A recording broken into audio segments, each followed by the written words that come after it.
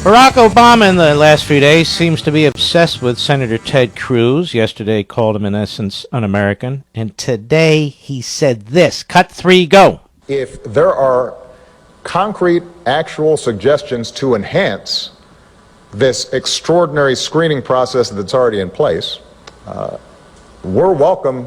We're open to hearing actual ideas, but that's not really what's been going on in this debate. When candidates say we wouldn't admit 3-year-old orphans, that's political posturing. When individuals say that we should have a religious test and that only Christians, proven Christians, should be admitted, that's offensive and contrary to American values. That's an attack on you, Senator Ted Cruz. How are you, sir? I am doing terrific, Mark. It's always great to be with you. Well, even in the Philippines, you're on his mind. May I ask you a question? I would like you to respond to this, but first, how many Christian majority countries are there in the Middle East? Christian majority countries? I'm not aware of a single one. How many Muslim majority? Most of them, right? Just about all of them except for Israel. So where can Christians go? Isn't that part of the problem? That is exactly right, and not only that, Mark. Apparently President Obama has a problem with acknowledging who's subject to genocide. Right now, ISIS is directing genocide. They are crucifying Christians. They're beheading Christians, and it is U.S. immigration law, existing statutes, that give a special focus on people facing religious persecutions, and indeed, U.S. statute also has targeted, and Obama has signed this, Jews and evangelical Christians that are being persecuted in certain countries. That is existing law. It's called the Lautenberg Amendment. It's put in place by a Democratic senator, Frank Lautenberg from New Jersey, and Barack Obama signed it into law. That's existing law. And listen, more fundamentally, the president's lashing out and attacking me, first from Turkey, then from Manila, on this, is all a manifestation of the fact that he refuses to acknowledge radical Islamic terrorism. He refuses to say those words, so he cannot distinguish between radical Islamic terrorists, ISIS terrorists, and Christians who are being persecuted. And there's a world of difference. You know, Senator, it amazes me how he's willing to call out certain Christians. He'll use the word in Christianity, and he'll use the word, but he won't use the word Islam or Muslim. What is that all about? You are exactly right, and so for 2 days in a row, President Obama has insulted me as un-American and offensive. Now, mind you, he's called me un-American while standing on foreign soil. Mm-hmm. And it's easy to take cheap shots when there's nobody there to respond. But I responded today and said, listen, if he wants to insult me, I challenge the president to come insult me to my face. Let's have a debate one-on-one on his Syrian refugee policy. He went on in that clip you were playing to make fun of all the Republicans and say they're scared of reporters, scared of hard questions. Well, if he is so certain that his refugee policy is right for Barack Obama and Hillary Clinton to bring tens of thousands of Syrian Muslim refugees when his administration has no way of vetting to determine if they're ISIS terrorists, let's have a debate. Let's have it in front of the American people. And I'm confident where the American people will be, and apparently he thinks all of us are un-American if we don't agree with bringing in refugees who could pose a serious terrorist threat. Now, Senator Cruz, he keeps talking about this spectacular vetting process we have. James Comey, the FBI director, at a hearing on October 21, 2015. Here's what James Comey said just a few weeks about the spectacular vetting process for Syrian refugees. Cut 1, Mr. Producer, go. I think that's the challenge we're all talking about, is that we can only query against that which we have collected. And so if someone has never made a ripple in the pond in Syria in a way that would get their identity or their interests reflected in our database, we can query our database till the cows come home, but we're not going to, there'll be nothing show up because we have no record on that person. That's what Assistant Director Steinbach was talking about. You can only query what you've collected. And with respect to Iraqi refugees, we had far more in our databases because of our country's work there for a decade. This is a different situation. This is a different situation. So may I ask you, Senator Cruz, who's telling the truth, the FBI director or Barack Obama?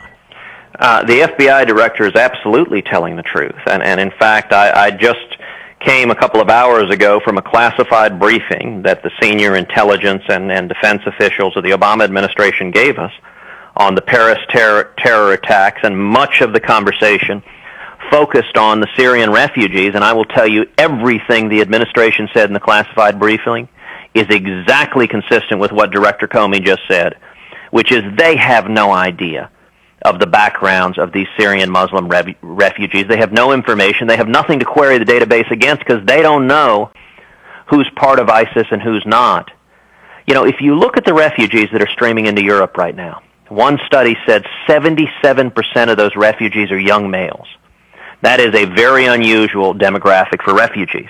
We know that at least one of the terrorists in Paris who committed these horrific acts of murder came through the refugee program into Europe. And ISIS has made abundantly clear that they intend to carry out terror attacks in the United States just like this Paris attack, to kill hundreds, or if they have their druthers, thousands of Americans. And for the president, listen, he's driven by political correctness and party ideology. He will not even acknowledge the Islamic State as Islamic. And instead, he insists that we've got to take these refugees. Now, Mark, I'll tell you, I said several months ago we shouldn't be allowing these refugees that are a threat to our national security. At the time, that was ridiculed as being a position that was out there. I can tell you, in the past week, some 30 governors, both Republicans and Democrats, have come together and agreed with my position.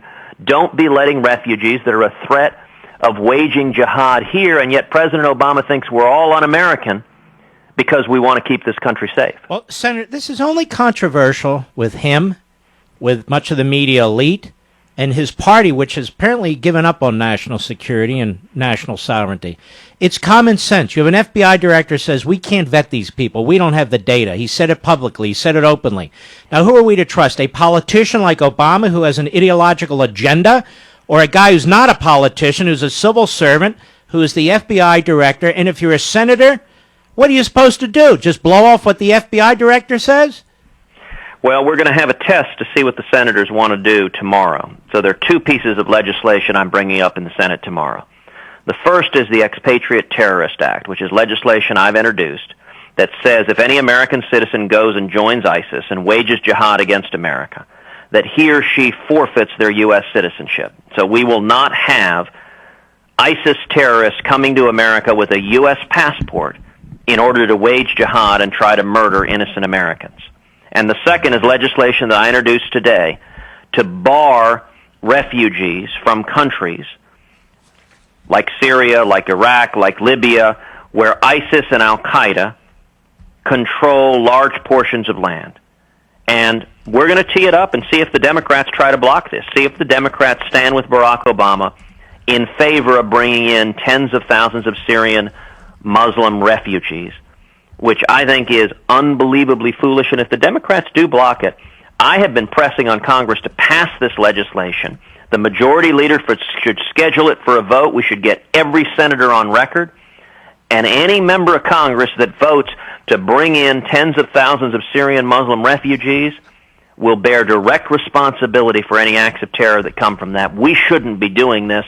We should be standing and protecting the American people. And I'll tell you this, Mark, if I'm elected president, we will have a commander-in-chief whose first obligation is to keep this country safe. And you know, Senator Cruz, he talked about what happened in Paris as being a setback. A setback. I mean, even the socialist president of France said, look, this is war. Everybody knows this is a war. The enemy says it's a war. Our enemy's enemies say it's a war. And this guy, he doesn't say it's a war. He won't define the enemy. He won't secure the border. He's hollowing out the military. We're bringing people in here who cannot be vetted, according to the FBI director. If I was thinking of a way to truly, truly harm this country, I would support all of Obama's policies. Well, just hours before the Paris attack, President Obama says ISIS is contained. I'm sure that's cold comfort to the people of Paris. And It really was striking when President Hollande was talking about responding to ISIS. He said the people of Europe, the leaders of Europe, will stand against ISIS and go against ISIS, and he omitted the United States. It was a stunning omission, but it wasn't surprising because you think the last terrorist attack that was there, we saw the people, the leaders of the world marching with President Hollande, and nowhere to be found was Barack Obama, nowhere to be found was Hillary Clinton, nowhere to be found was John Kerry, and America has abandoned our allies. And right now the people of Europe are standing more vigorously against Islamic terrorism. They're willing to say the words. And yet President Obama, and strikingly in the Saturday Democratic debate, Hillary Clinton are completely unwilling even to acknowledge this is radical Islamic terrorism, because they won't acknowledge it. They will not fight it. They cannot fight it. And they certainly can't vet people if they won't even say the words to determine who's coming after us. Well, in part, they are responsible for ISIS. Exactly. I don't give them all the blame, but their policies certainly helped create this monster. That is exactly right. And, listen, among these refugees, there are many people who are fleeing the horrible chaos that has arisen with the disastrous failures of the Obama-Clinton foreign policy.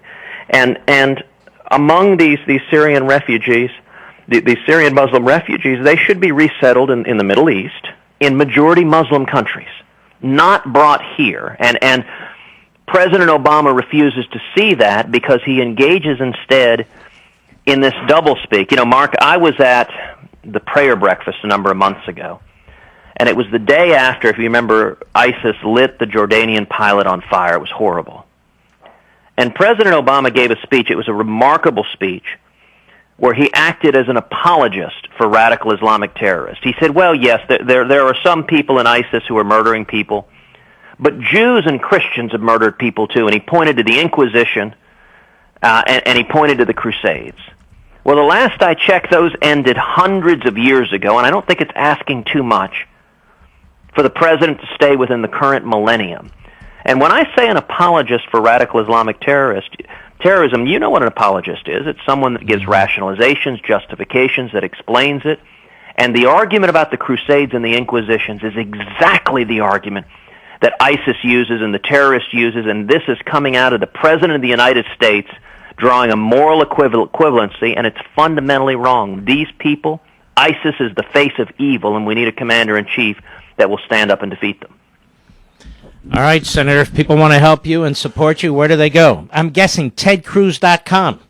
.org. Very important. Oh, I blew it. Go ahead. I'm sorry. It's tedcruz.org, tedcruz.org, and I will say we have seen many, many times the incredible power of the great one, Denali's, Mark Levin surges that all throughout the campaign, people all across this country listen to you, have gone to tedcruz.org, and we're seeing really conservatives unite. Mark, we've had over 450,000 contributions at tedcruz.org. It is incredible, the support of conservatives coming together, looking for a consistent conservative who's been the same yesterday, today, and tomorrow. Well, I can tell you're making progress because more and more of the candidates are targeting you. You notice that? How's your back feel? It is, if they're not shooting at you, you ain't doing anything. I know the feeling. There is a reason Barack Obama 2 days in a row is attacking me directly, because who is leading the fight against his policies that are doing so much damage to this country? And I sure would welcome seeing some other of the Republican candidates for president standing up and leading, but I'm going to lead regardless and stand with the American people. That's what I've done in the Senate, and that's what I'll do as president. tedcruz.org, well, you are solid. There's absolutely no question that you are a solid, consistent conservative. I said that over and over and over again, and it's true, and I think that's why you have so much support. Senator, be safe. God bless you. Thank you. God bless, Mark. Take care. Take care.